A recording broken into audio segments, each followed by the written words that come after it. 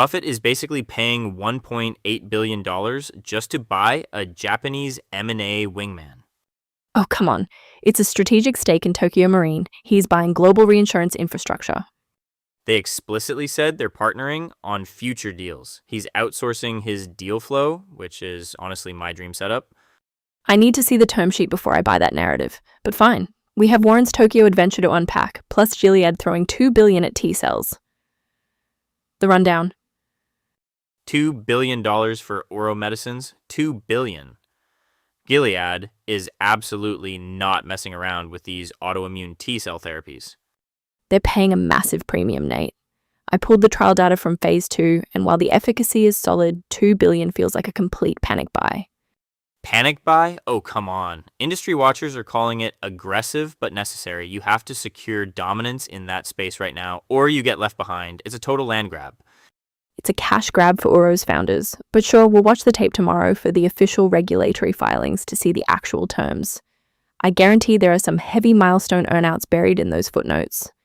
Spoken like a true skeptic. Meanwhile, in the literal dirt, Zijin Mining just dropped $2.6 billion on a domestic Chinese rival. Massive consolidation play in the metals market. Speaking of dirt, did you see the Veolia deal? They spent 220 million Australian dollars on a soil remediation player down under. Soil remediation, really sexy stuff, Maya. Actually, it is. It's a pure PFAS treatment play. Forever Chemicals regulations are tightening globally, and Veolia is just buying up the regional monopolies who actually know how to clean this stuff up. It's a brilliant strategy. Okay, fine. Cleaning up toxic sludge is a solid moat. But I have something way more glamorous for you. The beauty industry rumor mill is completely on fire today. Do tell. Whispers are getting very loud about Estee Lauder being in active talks with Puig, the Spanish fragrance and fashion giant. Wait, really? Puig went public like 5 minutes ago. Exactly. If they actually hammer out a definitive agreement, we're looking at a massive consolidation wave in prestige beauty. The bankers must be salivating. I know I would be. I can literally see you calculating your hypothetical advisory fee right now. Put the spreadsheet away, Nate. Hey, a guy can dream. But if we're talking about massive balance sheets and real market movers, we need to talk about the Oracle. Ah, yes. Warren dropping $1.8 billion in Tokyo. 2.49% stake in Tokio Marine Holdings. But Maya, this isn't just him parking cash. They're actively teaming up on global reinsurance M&A. Right. And the sheer scale of that collaboration is exactly what we need to unpack next. The big one. $1.8 billion for exactly 2.49% of Tokio Marine. Classic Omaha move. He loves Japan. He loves insurance. Right. But everyone is treating this like he is just buying more Japanese trading houses and parking the cash. I read the actual release. This isn't a passive stake. They are explicitly setting up active collaboration on global reinsurance and future M&A. Sure, but look at the underlying asset. It's Tokio Marine. Warren loves float. This is just him finding a new vehicle to print free money in a different time zone. You get the float, you invest the float. I completely disagree. You don't specifically carve out a joint M&A framework in the press release if you just want to sit back and collect dividends. Berkshire is signaling a hunt for global reinsurance targets. They want local expertise to help them buy in Asia. Okay, fair point. He wants a co-pilot for the next big whale. And honestly, Japanese corporate governance has tightened up enough that he probably trusts them to actually co-underwrite something massive. Exactly. I just find it genuinely funny that a 2.5% stake gets you a front row seat to Berkshire's deal flow. When your check is $1.8 billion, you get the front row and the VIP lounge. Meanwhile, Gilead is dropping $2 billion of their own, but they are buying the whole company. Ouro Medicines. Right. $2 billion for autoimmune T-cell therapies, which, if you look at their recent clinical data, they desperately need. Desperate is a strong word, Maya. They are. The oncology space is getting ridiculously crowded. They need to secure dominance in autoimmune before the window closes. Analysts are calling it aggressive, but I think it's totally necessary. I'll give you aggressive. They're basically paying for time. You buy Ouro, you skip 5 years of clinical purgatory. It's a classic pharma bolt-on, just with a much heavier price tag. Kind of like Zijin Mining dropping 2.6 billion to buy out a domestic Chinese rival today. People are paying up for certainty right now.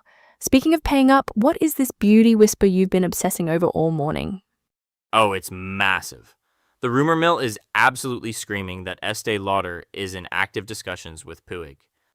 The Spanish fragrance giant? Wait, really? Yes, potential business combination. If they sign a definitive agreement, the global prestige beauty market is going to see an insane wave of consolidation. Everyone else will have to pair up just to survive. I have to see the structure on that. Puig literally just went public. Why merge now? That's what makes the timing so fascinating. The bankers must be losing their minds. I'll believe it when I see a definitive agreement. Just like I'm waiting on the official regulatory filings from Gilead tomorrow to see the actual terms of this Ouro buyout. I bet there are some fun milestones hidden in there. We're also keeping an eye on the Philippines tomorrow. Yes, the Competition Commission is officially raising the M&A reporting thresholds. Which means a massive backlog of middle market deals is about to flood the zone. We might need a bigger spreadsheet to track it all. Voices. So I'm looking at this analyst note on Gilead. They're calling the $2 billion Ouro Medicines buyout an aggressive but necessary step to secure dominance in autoimmune T-cell therapy. Necessary? Sure. Aggressive? Oh, come on. $2 billion is pocket change for Gilead right now. $2 billion is real money, Maya, even for big pharma. Not when you look at the cash they're sitting on. I read the clinical footnotes. They are basically buying a lottery ticket in the T-cell space. If Ouro's pipeline fails, Gilead writes it off and nobody blinks. If it hits, they own the category. That's not aggressive. That's just a very expensive hedge. Spoken like a true journalist who never had to actually pitch a $2 billion check to an investment committee, but fair enough. You want aggressive? Let's talk about Warren. Yes, Berkshire Hathaway dropping $1.8 billion for a 2.49% stake in Tokio Marine. And the market watchers are eating this up. The consensus quote floating around today is that this signals a strong, ongoing appetite for collaborative global M&A in the reinsurance sector. Collaborative global M&A. I love when analysts use that phrase. It sounds like a corporate retreat trust fall. Exactly. But if you read the actual Tokio Marine release, this isn't a passive stock pick. They're setting up a joint war room to hunt down reinsurance targets together. Buffett is essentially outsourcing his deal sourcing in Asia. Which is brilliant. He gets the local expertise, they get the Berkshire balance sheet. It's a classic banker buddy system. I just cannot wait to see what they buy first. We will be watching. Speaking of things we're watching, the beauty industry rumor mill is completely off the rails today. Oh, the Estee Lauder whispers. Exactly. Are they actually in active discussions with Puig? Or is someone just leaking this to trigger a prestige beauty consolidation wave? We are unpacking the gossip next. Spill the tea. Okay, but you have to admit, the Estee Lauder and Puig rumor is exactly the kind of chaos we need right now. Chaos is definitely the right word. Estee Lauder is bleeding market share in China. Their stock has been absolutely hammered, and their big solution is to go shopping in Spain. Hey, when the core business is struggling, you buy a shiny new toy, and Puig is the shiniest. They own Charlotte Tilbury, Paco Rabanne. It's a prestige beauty powerhouse. If this actually materializes into a definitive agreement, it triggers a massive consolidation wave across the entire global beauty market. I'm looking at Estee's leverage right now, and I'm just not buying the rumor. Puig just went public a few months ago. They're trading at a massive premium.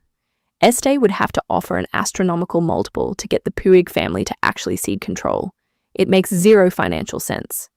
You're underestimating a banker's ability to sell a global prestige monopoly. Think of the cross-selling opportunities. The pitch decks for this must literally smell like expensive oud and pure desperation. Mostly desperation. You don't just mash two giant family-influenced beauty conglomerates together and expect synergies to magically appear in the footnotes. The cultural clash alone would be a nightmare. Who is going to run the combined entity?